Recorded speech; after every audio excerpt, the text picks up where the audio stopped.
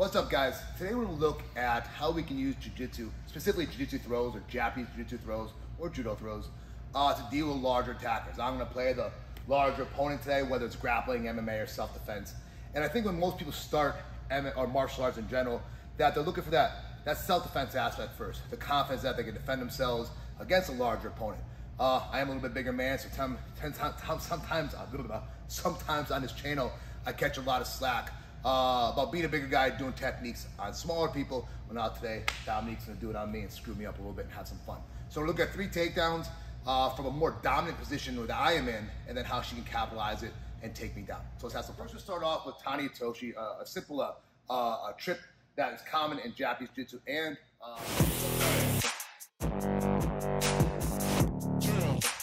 I'm gonna start with an underhook position or side clinch. I could have an underhook too, or just side clinch. And why I'm using this is typically as a larger fighter that I love having an overhook. I'm typically taller people, I can dominate the shoulder easily. It's a great position for me to be in. I'm not only gonna fight from here, of course I'll fight with side clinches, underhooks as well, but if I am fighting someone's shoulder that I naturally reach over the top, I can't help it, I have an overhook control. So later when I have an overhook control on Dominique, I want her to be nice and connected to that hip, and we're trying to have her forehead right around that jaw line, right? If she's able to dominate, hand behind my back, yeah. I'm gonna dominate over the top. It's very hard for her to actually get engaged. If she starts jamming in that forehead, it's really hard for me to start like getting my dominance on top of her, okay? So I want her to feel that. Now, she just made a quick little, not an error, but something to be aware of. When someone does have an overhook control, if she brings the other hand in the middle, and does, other hand, this hand, and does not latch onto my hip, or come to an overhook, or underhook, excuse me, and just leaves the hand hanging, very easy to start transitioning to the back. And it's, oddly enough, a common mistake, even when I'm rolling with people, that people that, lazy with their underhand. If someone has a tight overhook on you, you instantly should be either wrapping and battling for this shoulder position, or if it's too much, you should be coming to that side clinch and getting tight, okay? So, let me reverse it. We're here. Now, I'm looking to get my rear foot behind her, and this is sometimes a battle between this leg and my lead leg. If I am behind her, I'm almost winning the equation. If she's behind me, she can win the equation. So a lot of that times we're kind of battling the spot, and I just want to be almost heavy on this foot and look to find a spot where I can glide my left foot behind. And I think about touching my left foot to her rear Achilles. That could be with my instep or the ball of my foot. So all I'm gonna do is very simply slide, touch, come right on top. When I slide through, I'm using dropping energy and cupping that hip, just sitting. I'm not trying to twist her, I'm not trying to muscle her, I'm essentially disappearing underneath her, which makes it a great throw for smaller fighters. So we're here, underneath, I got a little bit of angle, I'm gonna cup, step, and kind of sit that elbow down, and follow the motion right back on top. All right? Let's have Dominique give it a few shots. Which side do you better? Good, this side? Okay, we're talking. All right, so again, we're battling this leg. I'm trying to get behind her. She steps behind, just slides in, and then on top. Again. Here, fighting, she's in the pocket. Very nice. One more time.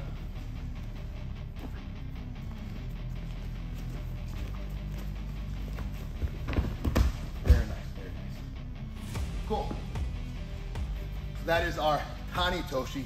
Let's get it next to Yoko Guruma. A lot of fun. I used to get screwed up by his technique all the time.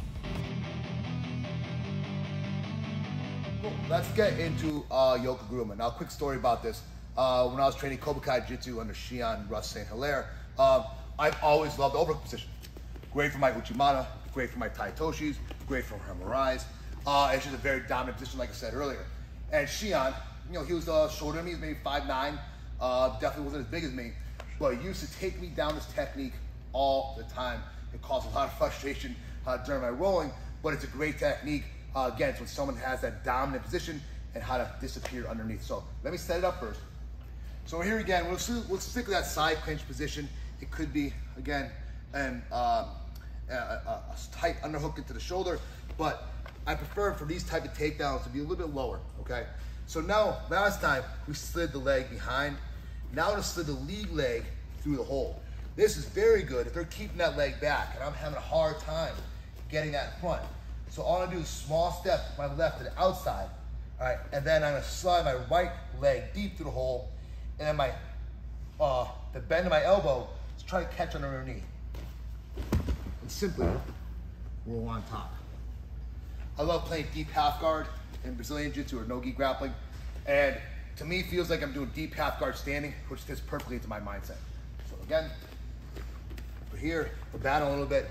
I can't get that outside leg position. So I just want to make sure that this foot is going to get outside her toe line.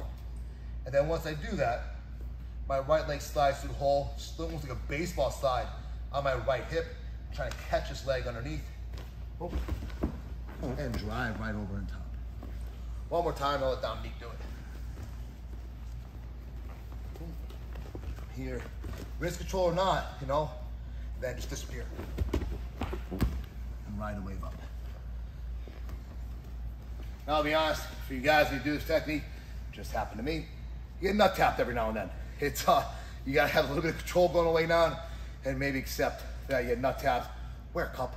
I haven't won in 15 years, but someday I'll learn, okay? Your turn. You want second? Good, a little bit of headbutt there. Again. That was nice, very clean. Very clean. And one more time.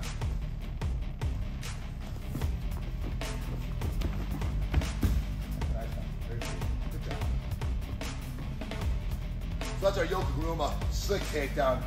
Very efficient. Doesn't have to be small versus big, but it's just a nice, I guess, sacrifice-ish throw, but it really just feels like you're just disappearing underneath them and coming right back down. Well, next we'll go Drop Ippon Seoi Nage. Oh, wait, can you describe love to me, Travis Stevens? Why'd you fall in love with that throw? All right, last one. Let's get into the Drop Ippon Seoi Nage. Great technique. I'll go back to an old story. Sensei Kenny, sometimes you've probably seen him on his channel. A little bit older than me, shorter guy, and when we used to roll all the time, this is one of the things that he used to mess me up with a lot. He just disappeared right underneath me. I feel like I got his back, I'm gonna get him, and all of a sudden he's on top choking me. So great technique for that smaller opponent. You know, the Ippon Seoi Nage is great as well, but obviously requires a little bit more strength. I feel like when you just disappear underneath someone and they just roll over you, it's much, much easier. So we're gonna set it up again. I want you to come right here. Thank you. Okay. I'm set up now with a shallow overhook. Maybe she was trying to bite for an underhook, and I beat her by grabbing that tricep, pinching, and putting my shoulder in her forehead. Okay. So now, once you need a little wide leg approach first, thank you. So with the footwork in connection is very important. So my right leg is going to come across. As my right leg comes across, my right arm is going to connect into her armpit, not to the shoulder level, but to the bend of my elbow level. And I should feel like I'm going to be raising her level. As this happens, I mean, now, like jump in the air and try to drop my knees right to the ground between her legs and bop. And essentially, she disappears right over me. So again, I'll go here. So that shallow overhook, and right through the hole. One more time. This one I think takes a lot of confidence, and you can help drill it. You need some good mass to do this. That's why there's 6 inches of padding here. But you step, and then as this leg comes behind, you think about just dropping to your knees and adding a bow. And if they're in the right position, they go right over you. Now the downfall is, let me do it one more time. If I stay here, do not do nothing, she climbs up and takes my back, right? And now, you know, people who start doing this technique, there's a guy behind the camera right now, love him to death, one of our brown belts, has a beautiful Drop Ippon Seoi Nage. One of his faults is when he finishes Ippon Seoi Nage, he stays there and doesn't bring the hand across the body to further his position. So, when we do the Ippon, I gotta make sure right away I cut to the head or cut to the hip and start selling the K's up or the K's up with control. Ready? Your turn. Okay. So, yep. That's it. Not bad. Good finish. I think you do these better than me. Come in here. Again. Good. Nice tight control. Nice technique. One more.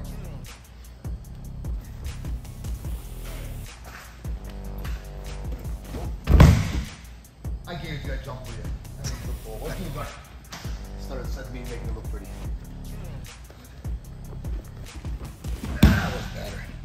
Very clean. Good job. All right, that was the Drop Ippon Seoi Nage. And together we did 3 techniques for a smaller opponent using Jujitsu Throws, Japanese Jujitsu Throws, Judo Throws, all the same thing to me. As a review, they were Tani Otoshi, Yoko Guruma, and Ippon Seoi Nage. Check them out, drill them. They're a lot of fun. Thank you for watching. Please subscribe. And that's it. Good job.